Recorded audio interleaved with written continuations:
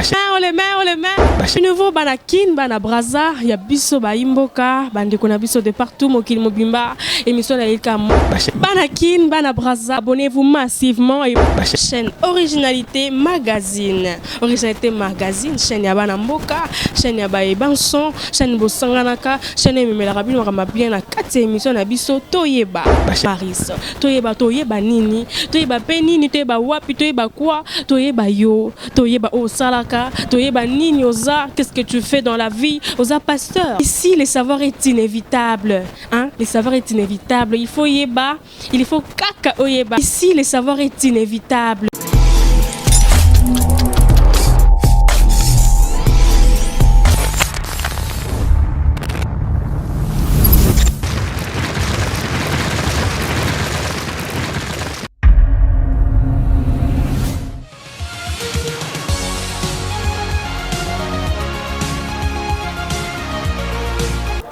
Merci de nous suivre en ces moments, merci d'être là, d'être branché pour votre belle émission qui est déjà Toyeba. Toujours dans la chaîne Nabiso. Moi, quand chaîne il y a ça la différence, c'est une chaîne Bengarango, toujours Originalité Magazine. Pourquoi ne pas dire Originalité toujours? Donc, dans Originalité, dans Magazine toujours, nous allons exploiter, nous allons partager, nous allons découvrir toujours Koyeba, c'est Koyeba, mais bien avec un homme de Dieu, avec une personne spéciale, avec un berger à qui nous allons déjà partager le titre, le thème qui est le leadership chrétien. Avec lui, nous allons partager, avec lui, nous allons connaître exactement qu'est-ce qu'on appelle leadership chrétien et comment évolue la vie chrétienne ici au Congo. Entre-temps, je profite déjà à dire bonjour papa. Bonjour madame. Papa, parce que tout le monde te regarde, ne sais pas si vous pouvez nous dire comment on vous appelle, parce qu'il y a des gens qui... Ah bonjour, je réponds au nom des bergers Adonai Makanda, je dirige l'église Cité de la Grâce Kinshasa. La petite présentation. Ah d'accord, vous dirigez une église? Oui, l'église par laquelle nous sommes là, par la grâce de Dieu, c'est nous qui les dirige. Je suis le berger principal de cette église. Ok, c'est gentil. Merci. Mais avant tout, est-ce que vous pouvez nous conduire par une prière? D'accord, ça ne dérange pas. Oui. Oui, Père, merci. Merci pour ces moments précis, merci pour ces moments favorables que tu nous as accordés. Seigneur, nous remettons ces moments entre tes saintes mains. Nous demandons que ton esprit nous dirige du début jusqu'à la fin. Au nom de ton Fils Jésus-Christ, que tout soit pour ta gloire. Amen. Amen. Merci. Merci d'avoir accepté aussi l'invitation, hein, malgré de vos multiples programmes. Okay. Alors, Papa Adonai, vous êtes berger, c'est ça? Effectivement. Avec vous, nous allons parler de beaucoup de choses, de réalité, ce qui se passe dans nos églises en ce moment. Plus, nous allons parler de la spiritualité, la vie chrétienne et le leadership. Selon vous, qu'est-ce que vous attendez par leadership chrétien? Le leadership, selon le dictionnaire français, c'est quelqu'un qui exerce une autorité ou c'est quelqu'un qui a derrière lui des gens qui le suivent, un leader. Dans la chrétienté, c'est pas ça. Lorsqu'on définit le leadership selon Dieu, c'est différent des leaderships selon le monde. Lorsqu'on parle d'un leader selon nous, on voit quelqu'un qui conduit, quelqu'un qui dirige, quelqu'un qui donne des ordres. Mais selon Dieu, être un leader, c'est un serviteur.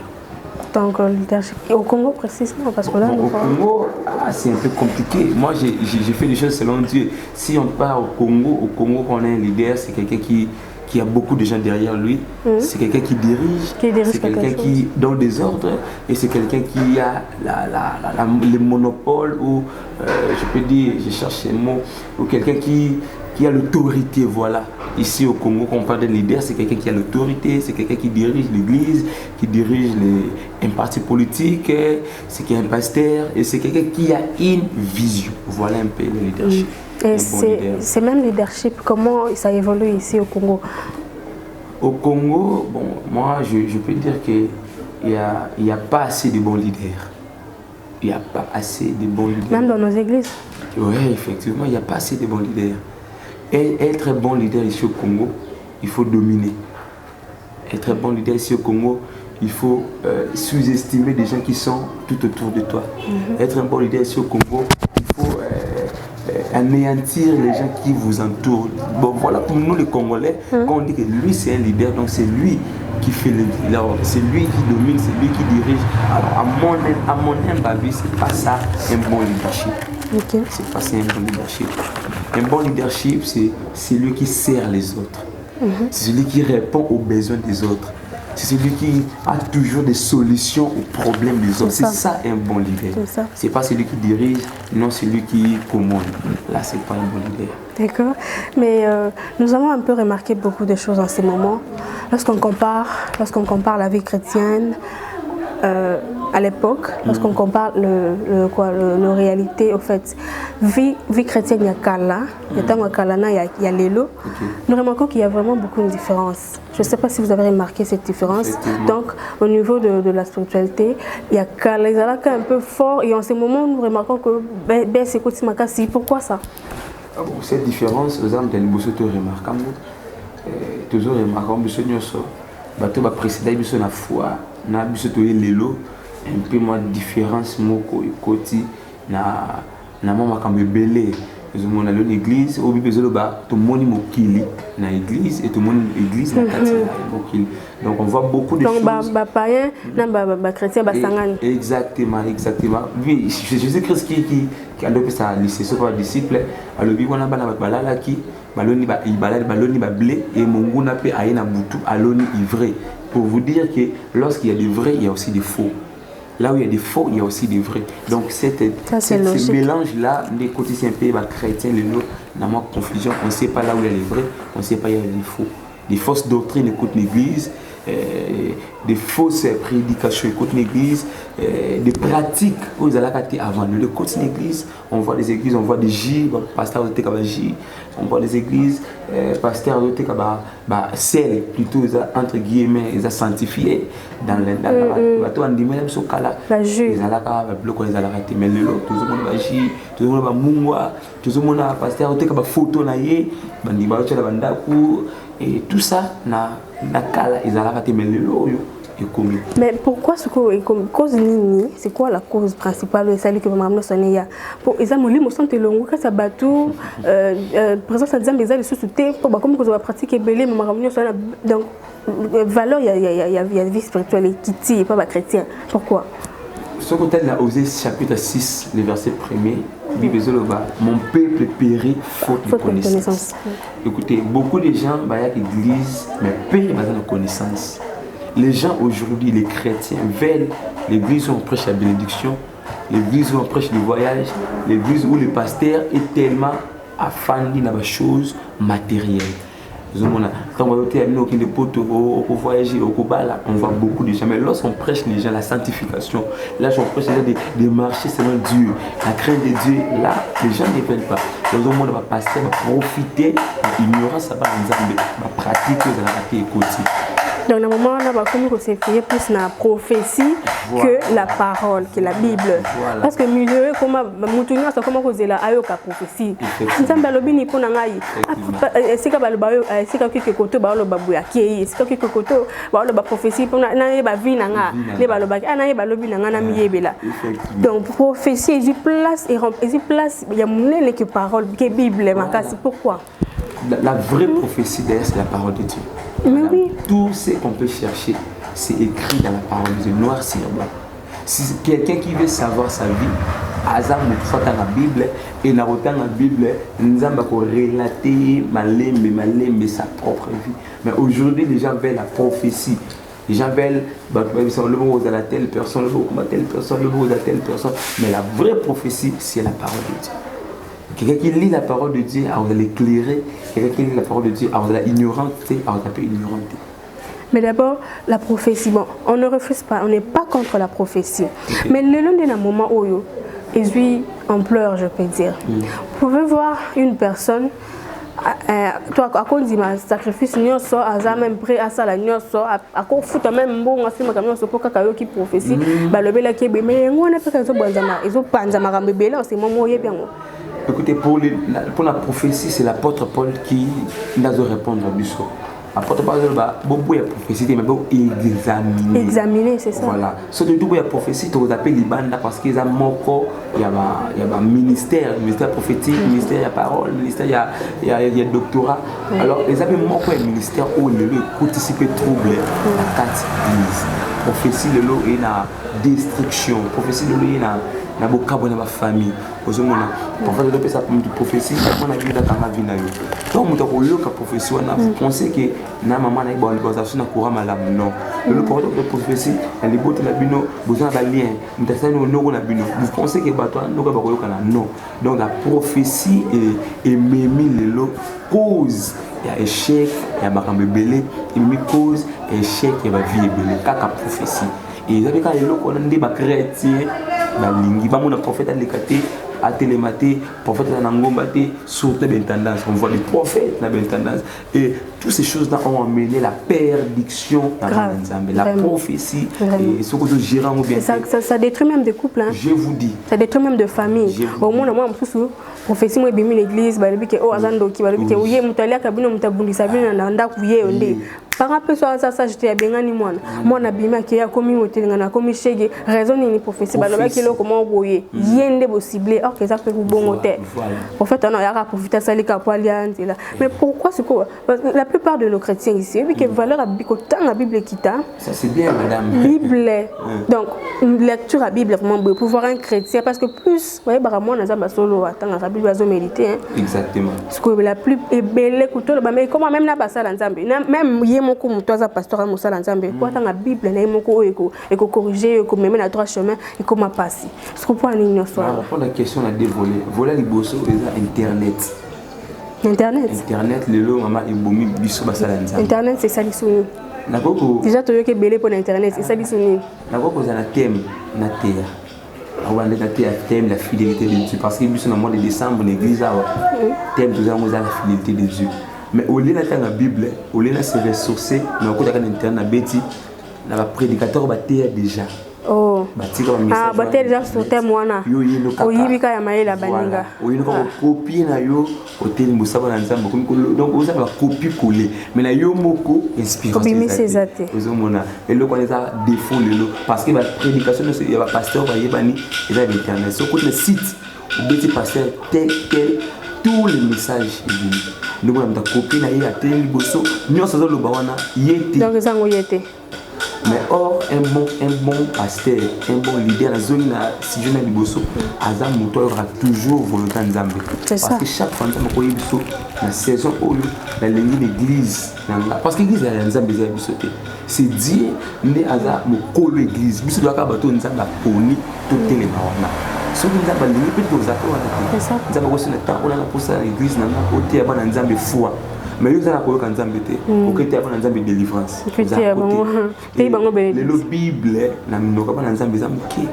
Madame mutota na Bible trop azam muto yo diable ko simpete.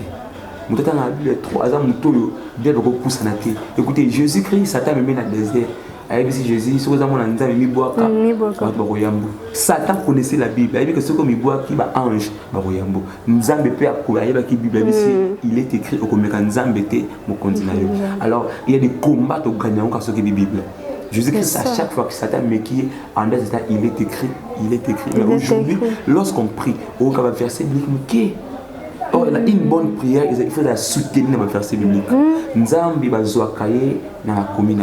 Quand on prie, il faut dire Nzambi le bac na tel verset, le bac na tel chapitre. Donc on rappelle Nzambi. C'est comme ça. Abina, mon canal a réveillé ma conscience, réveiller ma mémoire. Donc le Nzambi faut toujours la verser. Mais aujourd'hui, vu qu'il a tiré la Bible quitte et on comprend que. Mais batumé il peut bailler bien bon verset. Bailler te que au verset tel le bac. Donc quand il y a parce que bal talanga batanga raté. Parce que fréquentation Bible exacte. Nous avons vu dans Josué, dans le chapitre 1er, verset 8, il dit que c'est le livre de la loi. Mais c'est l'un de ta bouche. Voilà. Médite les jours et nuit. Mais aujourd'hui, qu'est-ce qu'on fait de la Bible? Chrétien, nous sommes là, sur la Bible, sur la Bible, 6 cas.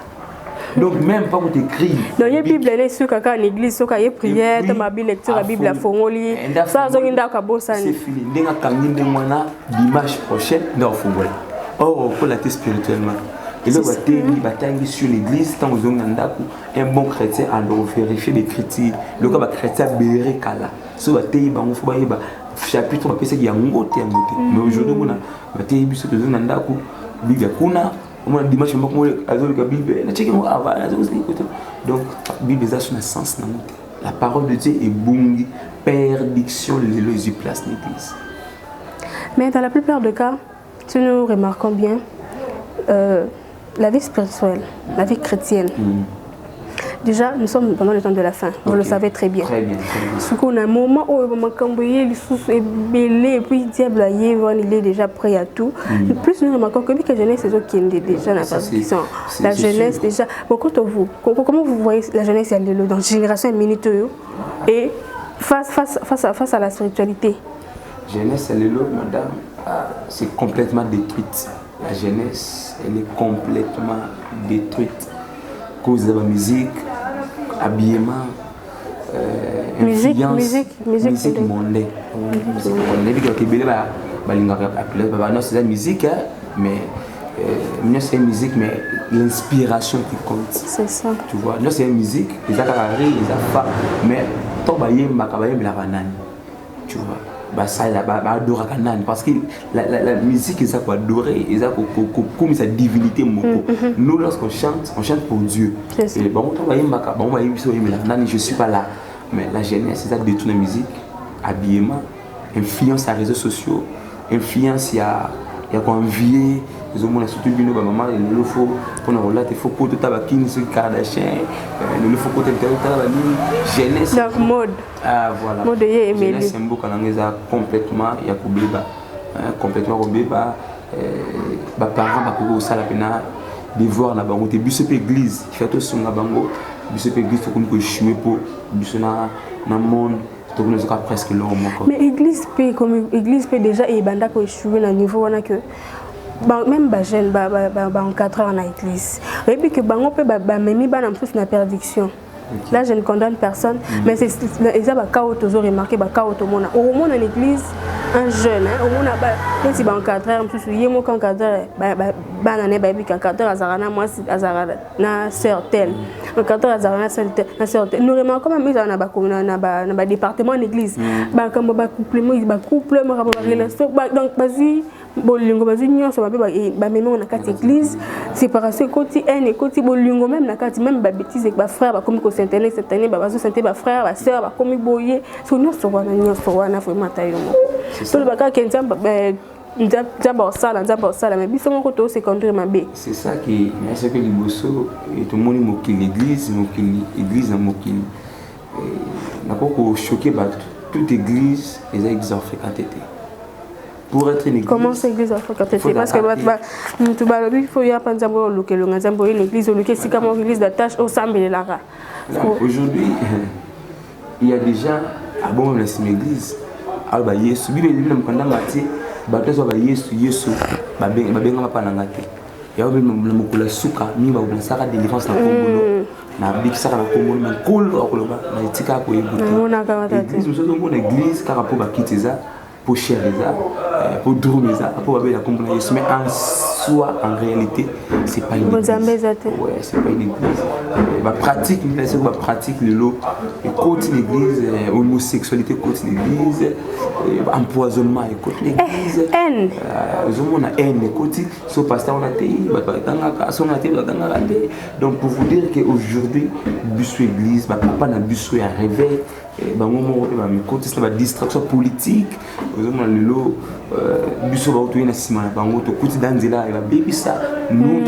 fort pour c'est pas. Pour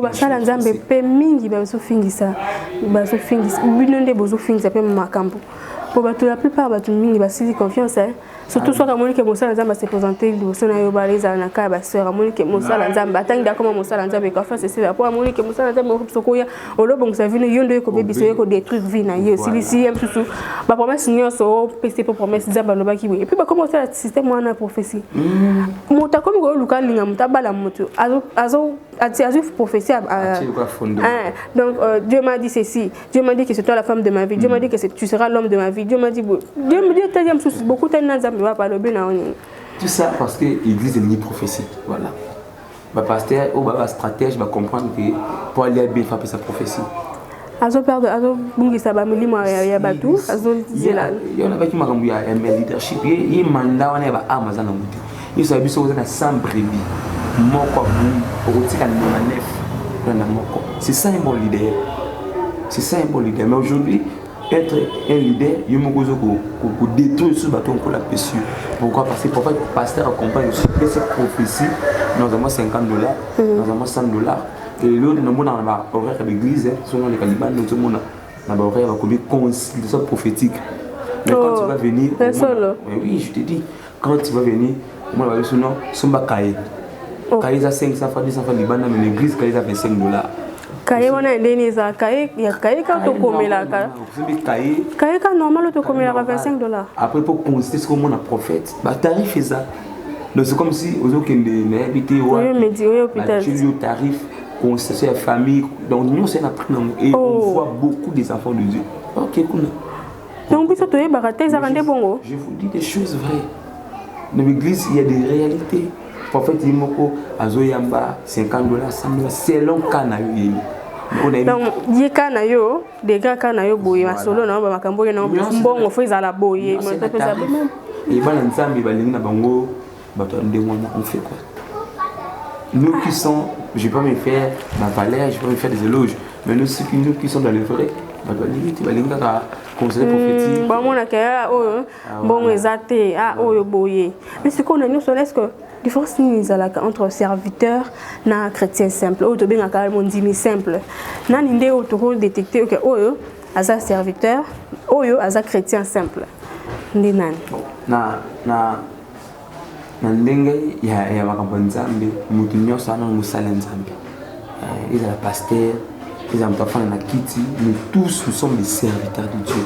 Donc pour les chrétiens, voilà ils ont mutu otambo le principe nzambe. Moni mo chrétien liboso mais différence des alliés.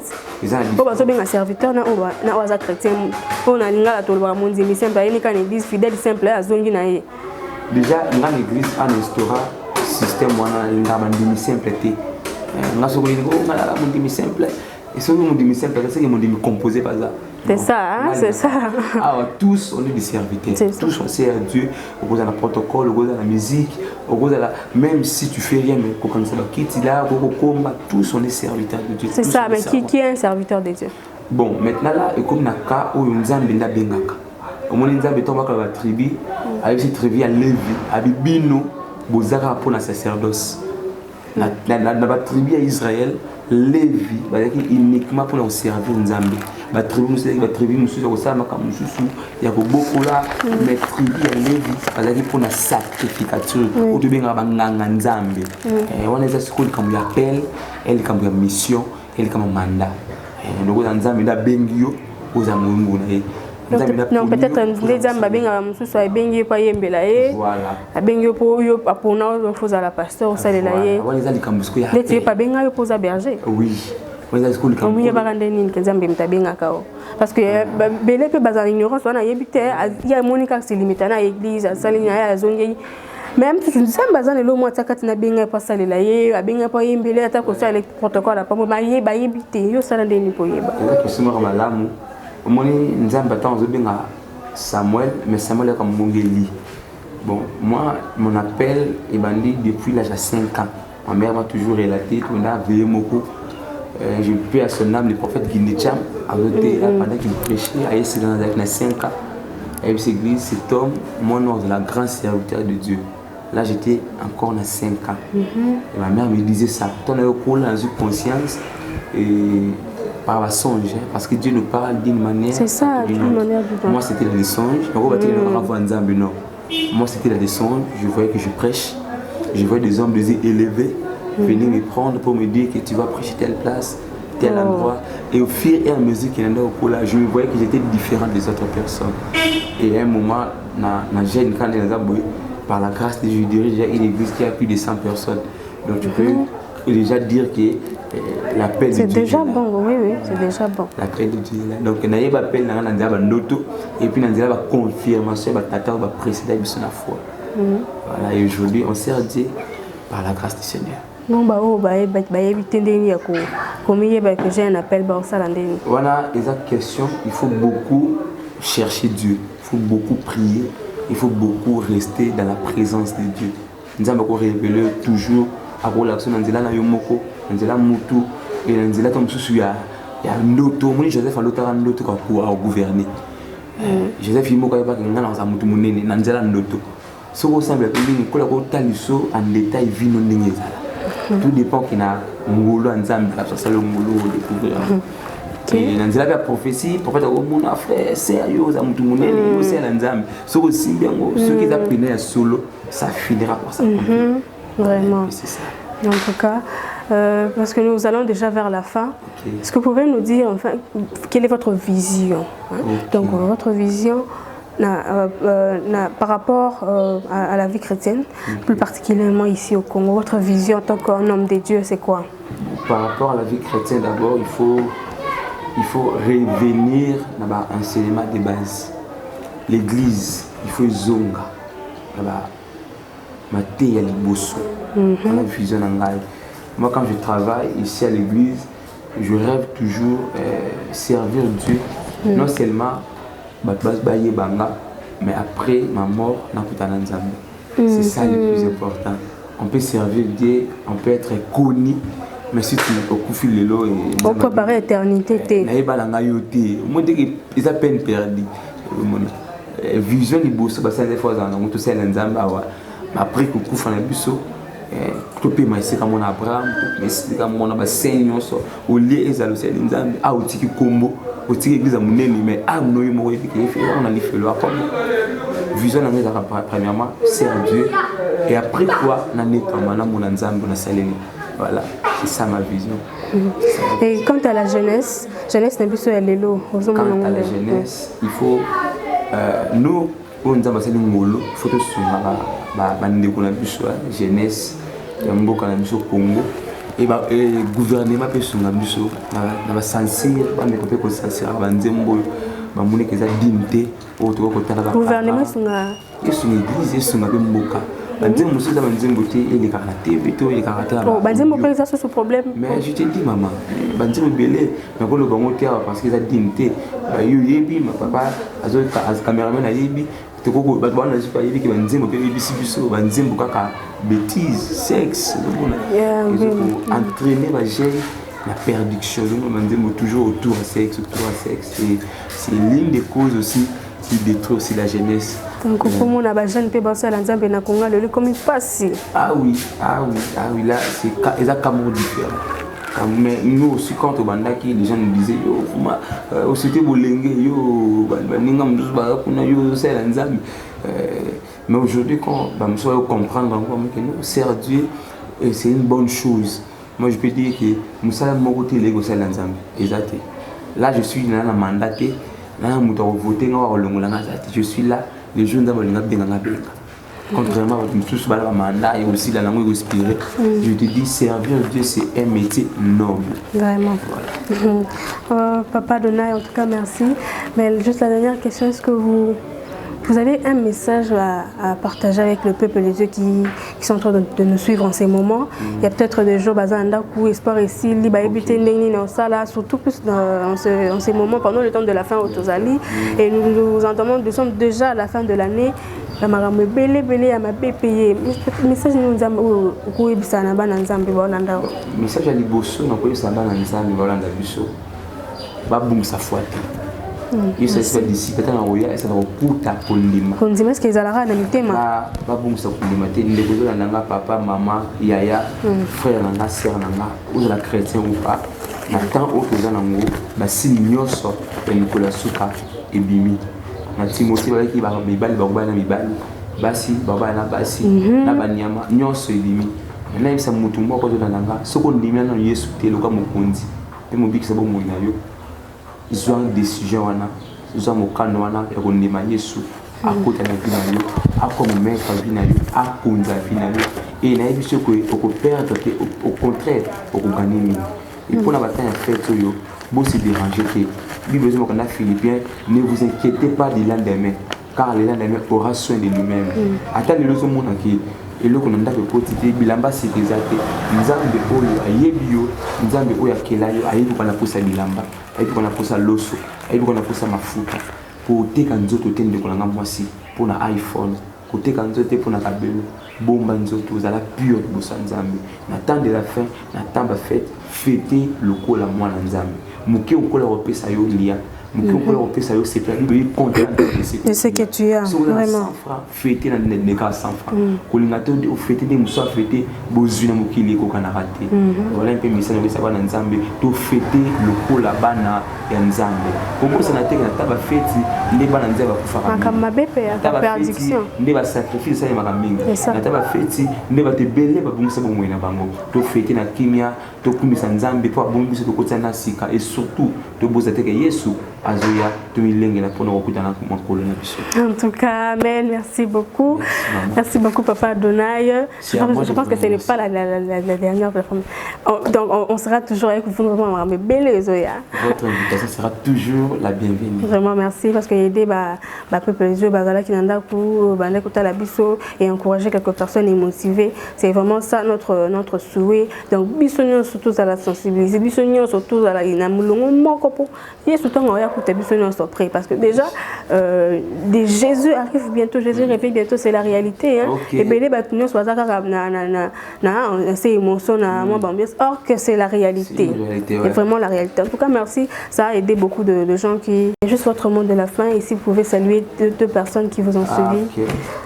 Le mot de la fin, je vous remercie. C'est Originalité Magazine. Je vous remercie pour votre disponibilité aussi. Merci. Et pour la confiance à mon humble personne. Merci. Et j'ai pris que le Seigneur vous bénisse abondamment. Magazine Yéba dans le monde entier. Et pour le mot de la fin, je bénis tous les enfants de Dieu. Je salue tous les enfants de l'église, la grâce Kinshasa ainsi que la grâce Paris. Et je salue tous les Dr. Orlando Busso et la personne de Mambo Tebele, surtout Yesu Mingi. Amen, merci beaucoup. Merci. En tout cas, tout est bien, qui finit bien, mes fidèles, chers abonnés de Originalité Magazine. Vous allez toujours Orlando émission Nabino, de Melrabino Maramabe, message à bien, ma solo Yassika. Aujourd'hui, tout allez qui n'a pas Nzambe. Un berger de l'église Trône de Grâce et le frère Adonai Makanda Bino Bolanda qui to solo li makambo bien makambo bonzambe ba réalité ba vérité au peut toyeba qui était toujours na kati émission na biso toyeba ko libre toyeba toyaki ko découvrir en lelo et j'espère que ça a aidé une personne, ça a motivé une personne. Toi qui étais faible, tu as maintenant eu du courage. Yozala qui n'espère ici là qui yoba qui t'endeni en ça là tu t'es perdu mais Dieu te dit toujours un seul mot qu'il t'aime toujours. Il t'aime toujours et il est prêt à tout faire. Parce qu'il il a tout fait. Donc il te demande juste ta prière, il te demande juste ton cœur, reste attaché à Dieu. Parce que na Kinshasa, Brazza, de partout. Merci en tout cas, un grand merci. Et là je vois notre réel Guy Mboma. Je dis infiniment merci à toi. Sans oublier Isaac Mayel, moi Originalité Magazine. Un grand merci à toi pour l'image, la bonne image aux Opesabiso. Merci. Sans oublier à notre maman, maman Zaka Moko Nakata Originalité Magazine, maman Véro La Joie. Infiniment merci, un grand merci. Groupe Ya Magazine Mobimba, un grand merci. Boza qui est toujours là pour nous soutenir. Là, je vois mon pasteur, Papa James Madi. Un grand merci, Papa. Je salue tout le monde, mes amis, copines, fans, le membre de ma famille. Depuis Canada, je vois Maman Chouchouna, Maman Chouchou, ainsi que toute la famille. À Belgique, je vois Papa José Landou et Maman Ogi. Ici à Kinshasa, je salue toutes les personnes, tous les fans de Originalité Magazine. Abonnez-vous massivement. N'oubliez pas surtout de liker votre belle émission. N'oubliez pas surtout de partager et commenter. On attend vos commentaires dans quelques minutes. Merci en tout cas. Merci encore. Restez branchés et à la prochaine. Merci.